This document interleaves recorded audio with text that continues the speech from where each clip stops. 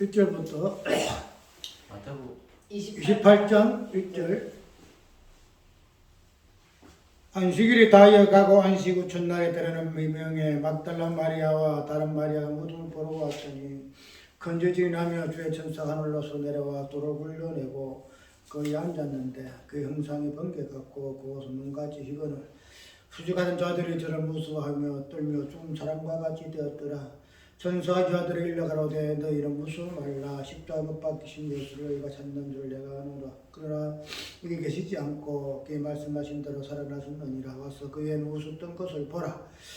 또 빨리 가서 그 제자들에게 이르시고 그가 죽은 자 가운데서 살아나서 너희보다 먼저 갈릴리로 가시나니 거기서 너희가 배우리라 하라. 보라 내가 너희에게 일렀으니라 하거늘 그 자들이 무서움과 강한 기쁨으로 모두 빨리 떠나 저들에게 알게 하려고 다람쥐라세. 예수께서 이를 만나 그라서 대평안하니 하시거늘 저들이 가라가 그 발붙여 경비하니 예수께서 가라사대 무서워 말라. 가서 내 형제들에게 갈릴리로 가라 하라. 거기서 나를 보리라 하시니라. 아멘. 찬송가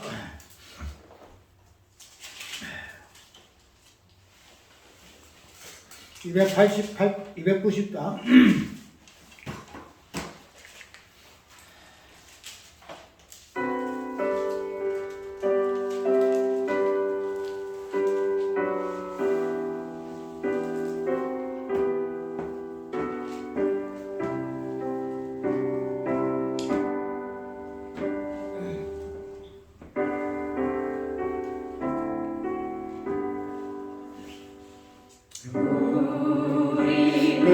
주를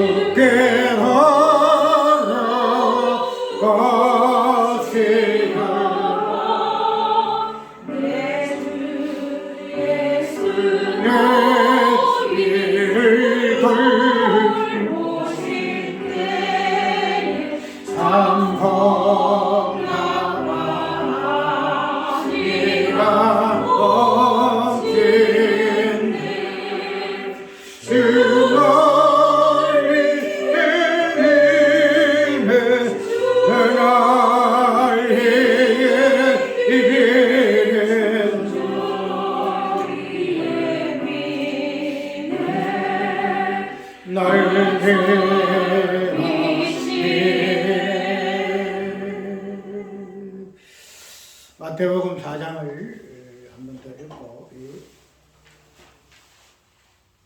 마태복음 4장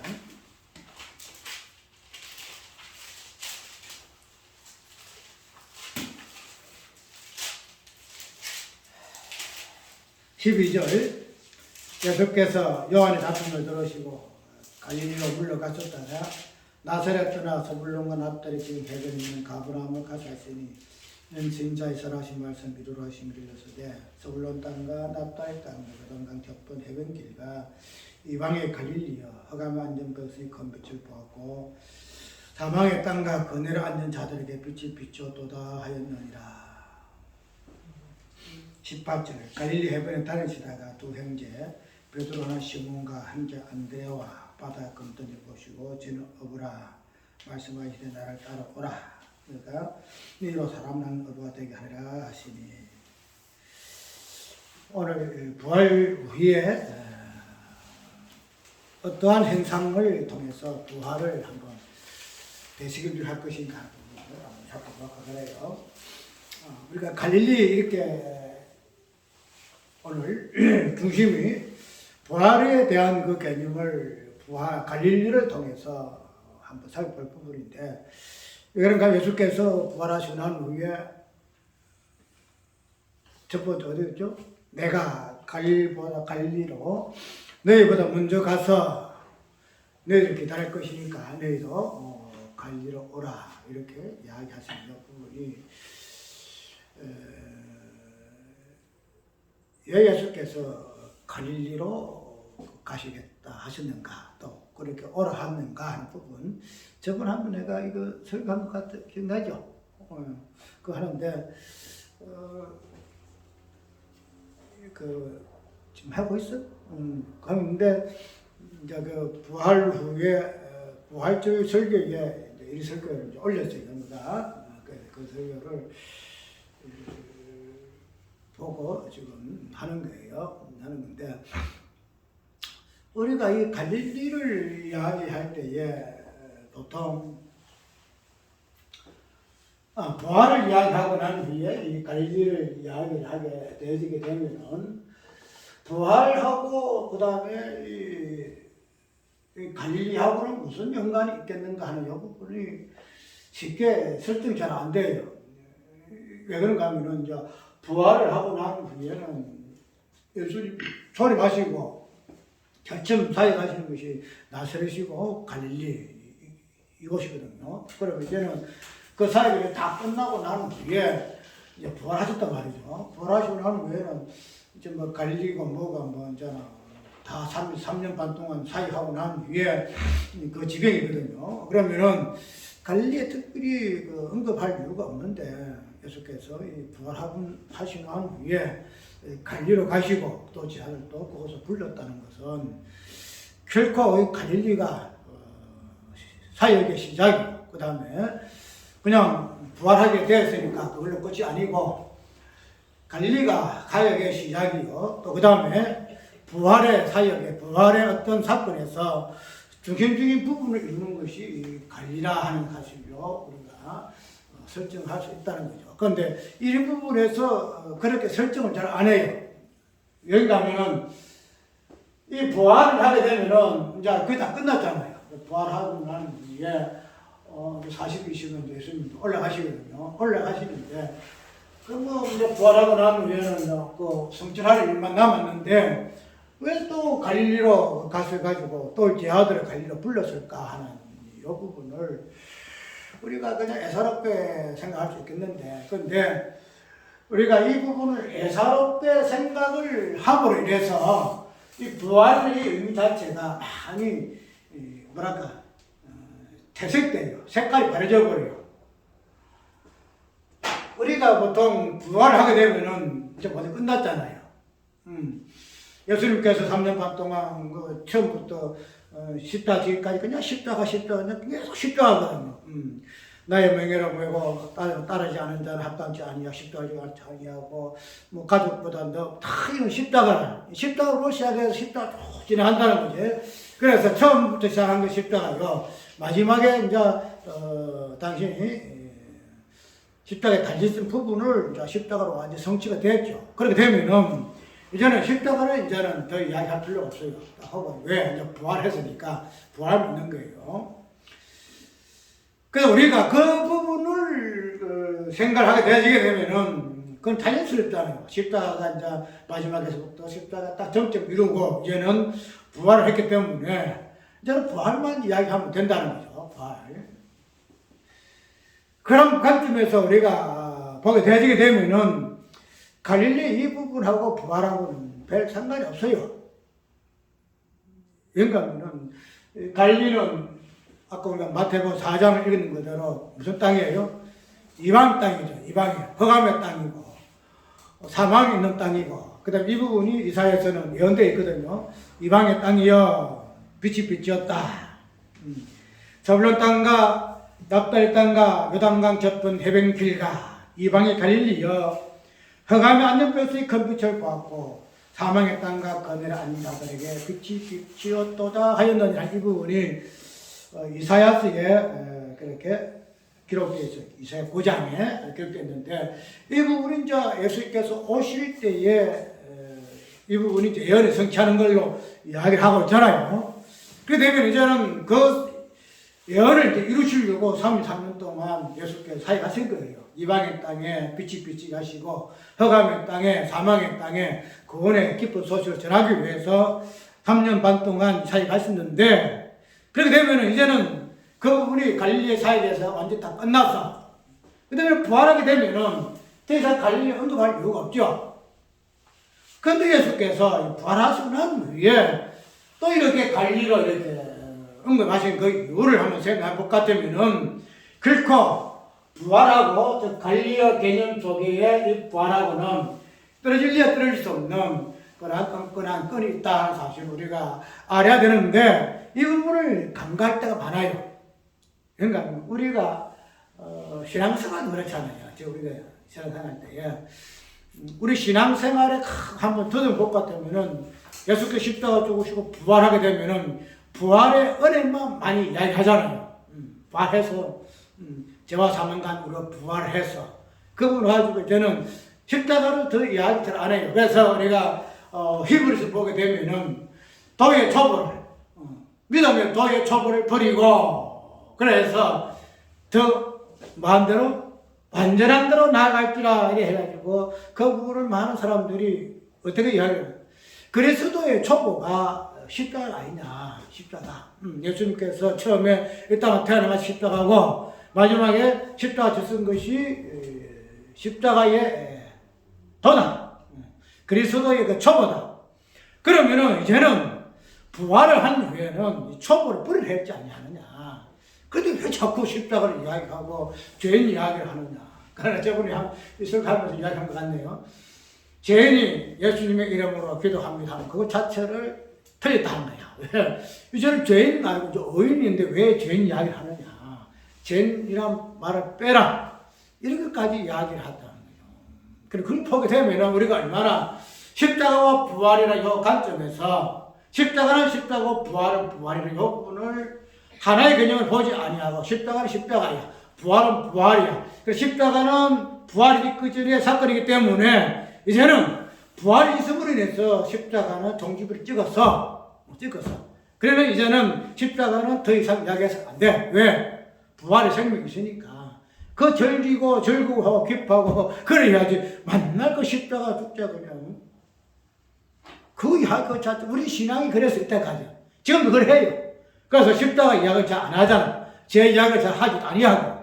어제 부활했으니 로마서 있는 8장에서 이제는 다시는 정죄함이 없으니 정죄함이 없다. 7장까지 우리의 신앙생활 해가지고 오라 공부한 사람 이제는 성령이 해방했지 아니하느냐. 생명의 법이 우리에게 들어왔지 아니하느냐.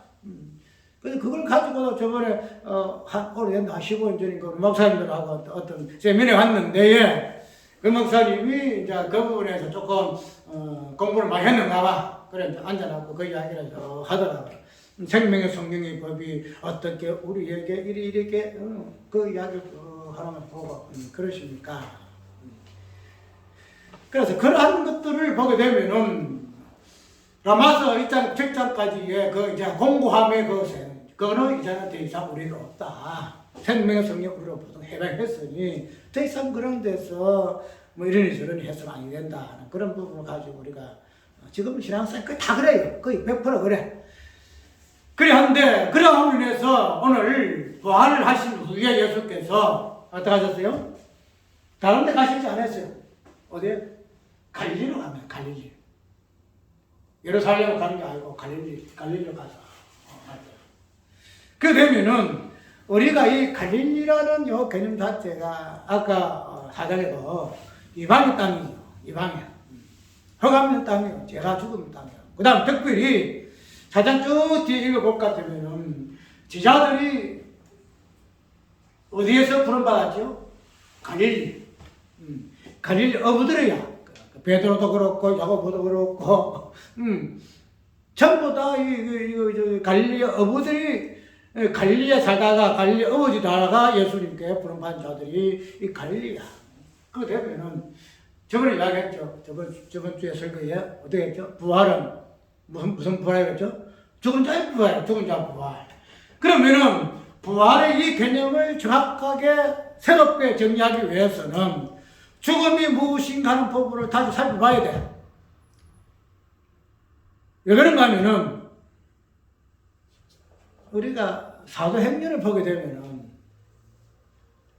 제 아들이 예수님 앞에 40일 동안 설교하시잖아요. 하나님 나라에 다 가실 때에 제 아들이 예수 앞에 뭐라고 그랬죠?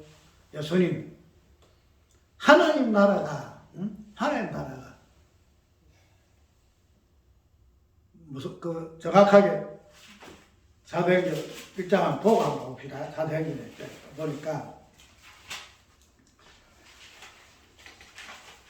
6절에 저희가 모이실 때 예수께 묻자고 가져오되 주께 이스라엘 나라를 회복하심이 이때니까 하니 이때 있거든요. 그러면은 지금 이 제아들 상태 어느 상태예요? 부활한 상태, 부활한 후에 바로 위에 40일 동안 예수님 같이 동거하면서 지금 다시 한번 설교 듣기도 하고 다양하게 하는 거야. 그런데 부활을 했는데도 이 제자들의 상태는 어떤 상태예요? 하나님 나라하고는 상관없어요. 하나님 나라. 무슨 나라? 이스라엘 나라. 이 땅에 서오지 이스라엘 나라. 자기들이 자의정 우정하는 그 나라. 내가 얼마나 출세할 거냐. 이 나라. 이 나라만 관심 있는 것이 지금 제자들의 모습이다. 부활을 했어도. 그러면은 예수님이 갈릴리로 그들을 부르신 목적이 뭐예요? 지금 제자들의 상태가 부활을 해도 그들 상태는 부활이 뭔가를 몰라요. 죽은 자의 입장에서 부활한 상태를 몰라. 자기들 어떤 존재였는데 어떻게 산자로 새롭게 부활했는가 이 부분을 모른다는 거야.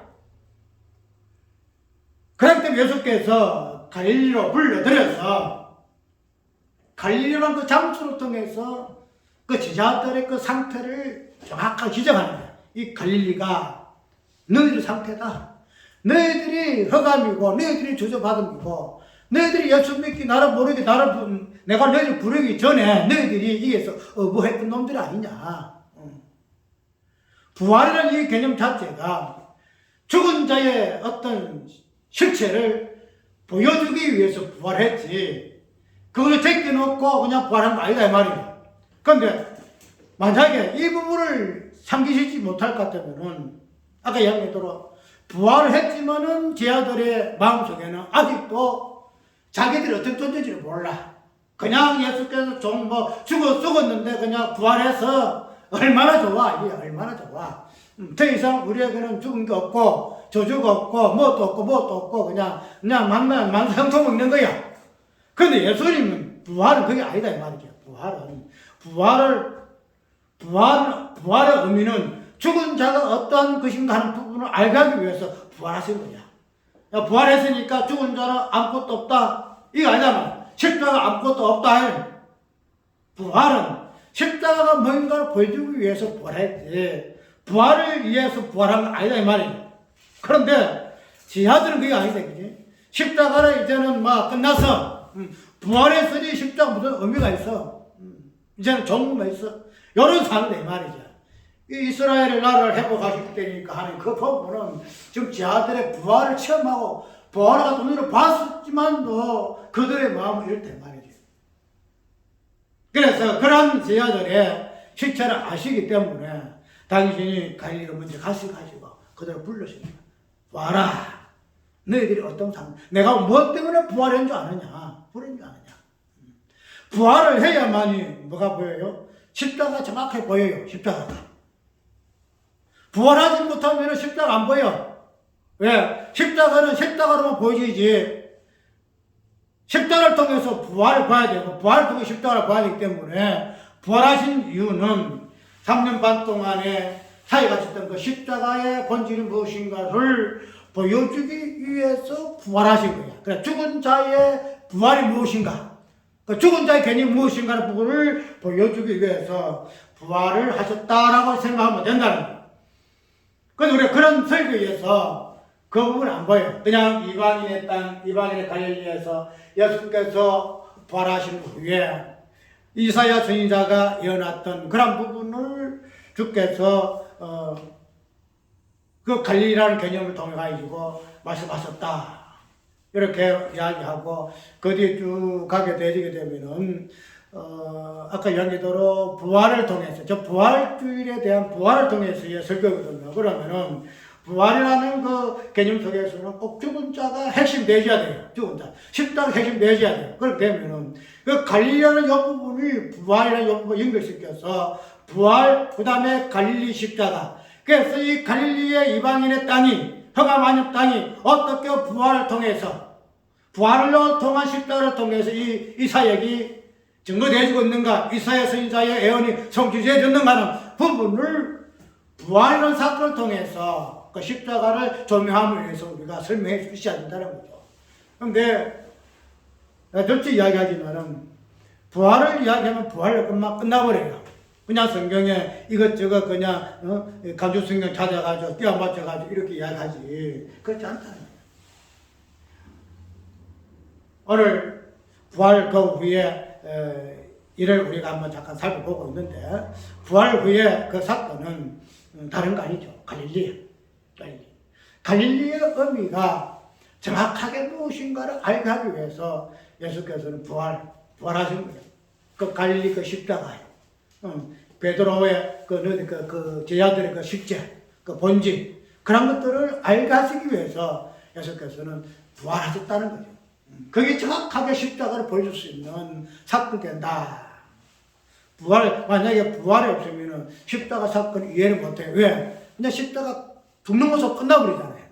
진짜 끝나버려요. 그러나 그 십자가의 이 사건은 부활의 이 사건을 통해서만이 정확하게 십자가의 의미가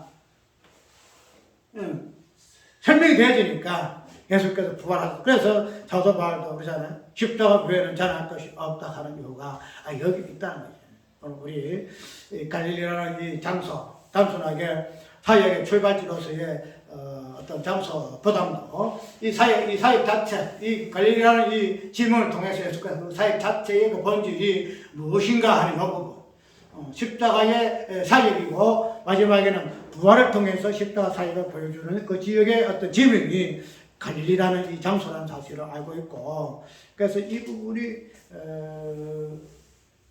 교회라는 존재의 본질이다. 그러니까 이거 저번에 우리가 신학교 편목할 때에 설교하는 순서가 있거든요.